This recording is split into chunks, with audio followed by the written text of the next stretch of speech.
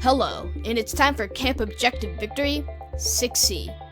So in this video, we're going to narrow down the final 6 down to the final 5.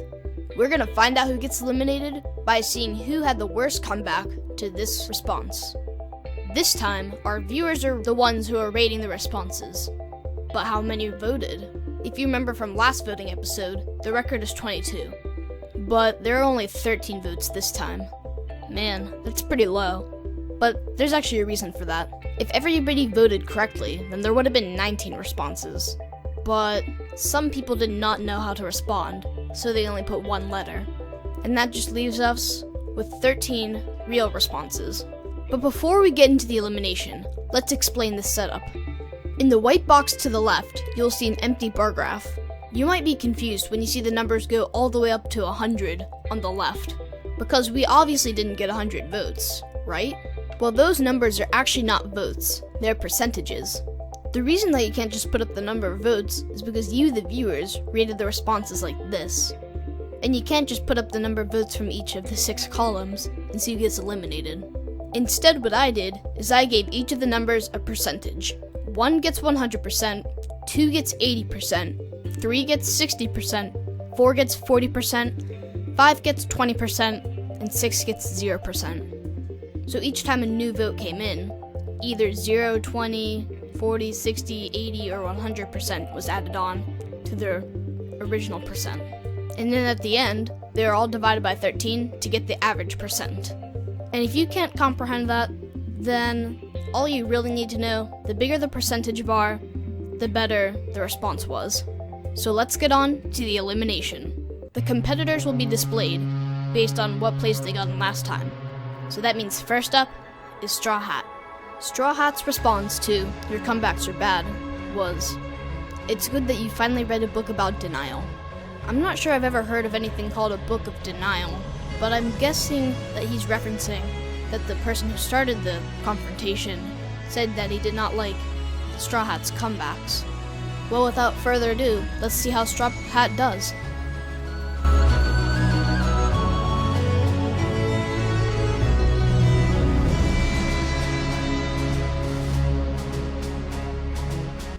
About a 58.46.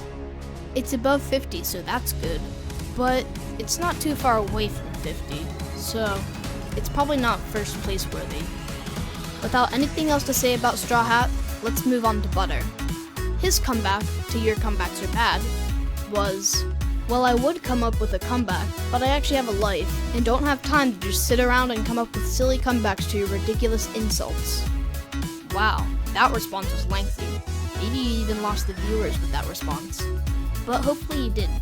Other than that one fact, the response is actually pretty good, but it's all down to the voters, so let's see what they had to say.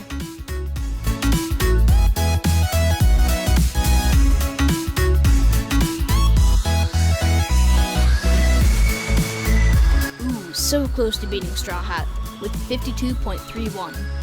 Since it's looking close right now, let's just zoom in on the bars a little bit. There, now it doesn't look so crammed. In other news, Straw Hat is officially safe, and if the elimination ended right now, then Butter would actually be eliminated. But that doesn't make any sense. So let's get on to the next contestant, which is Wrench. Wrench, we expect great things out of you, because the worst place that you've ever gotten in was 3rd place. And that place is still very good. So let's see what our frontrunner's response is. His response to "your comebacks are bad" was, "At least I can make comebacks." Honestly, this response doesn't seem that bad, except the only thing that it messes up is that it doesn't recognize that the person who started the argument called his comebacks bad. But it is not up to my judgment, it is up to the voters, and let's see what they had to say.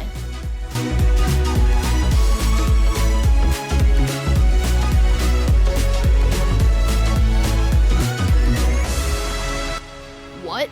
100%? Wait a second. Now that doesn't sound possible. Wrench obviously did not get 100%. That would be very, very unlikely. Although Wrench did use the immunity that he received in episode 4. Other than the fact that Wrench got first place again, is that we don't know what Wrench's real score actually was. So for all we know, he may have gotten 0%, and it turns out that Butter can get eliminated. But now it's time for our fourth competitor to be shown, and that is Potato. Potato's response is, "At least I don't blindly accuse people of things before I get to know the person. Get a life, your comebacks are bad." It seems like another lengthy response, and we all know how the last one went. But unlike the last long response, this response pointed out their faults, so it might have done better. Let's see how it did.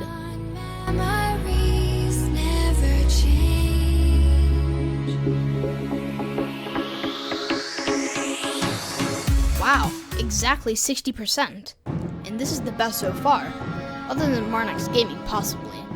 But it's still really good. Another surprising fact is that even after 4 people having their results displayed, it's still Butter with about 52% who's eliminated right now. While that is pretty interesting, it's time to find out how our next competitor, Steak, did. His comeback to "your comebacks are bad" is, "Well, your mom was bad last night." Well, this is definitely the dirtiest response so far, and I can definitely see how it can get controversy. But the only way to find out how well it did is to display the results.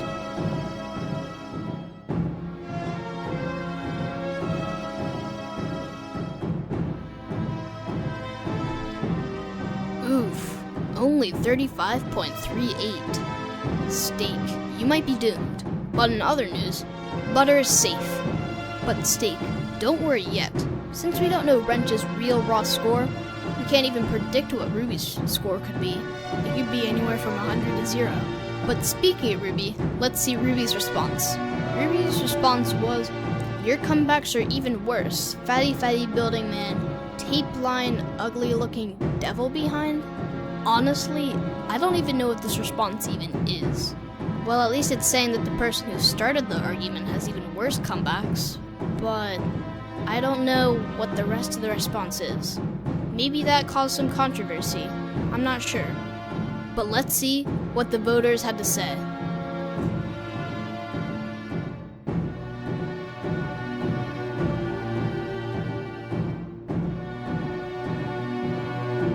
Whoa, that was close. But with 38.46, it turns out that Ruby is actually safe, which means, Steak, you are eliminated. Wait, but right before we eliminate him, Wrench's real raw score was 55.38.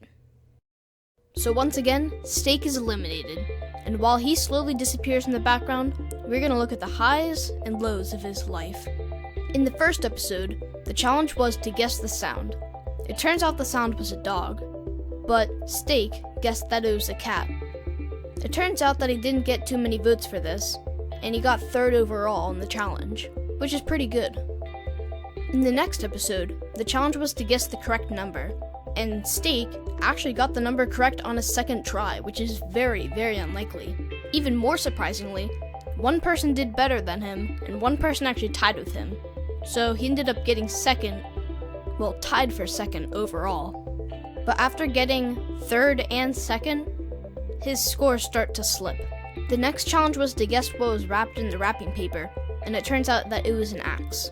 Steak was by far the closest to getting it correct. He said hatchet, but I didn't count it for full credit, because a hatchet's just a little bit smaller than an axe. Instead, I said I'd take half of his votes away. For some reason, even though he's the closest to getting axe, he got 3 votes. But once it was reduced by half, he still had the 2nd most votes. And since 3 people got the question right, 1 person got less votes than him, that means he got 5th place overall. Now at this point of the game, it was down to the final 7, and the challenge was to be the first to respond to me in PMs. This time, nobody was really close to being eliminated, because Hammer never responded. But Steak was only minutes away from being in the final 2, but instead, Ruby did worse, and Hammer got last.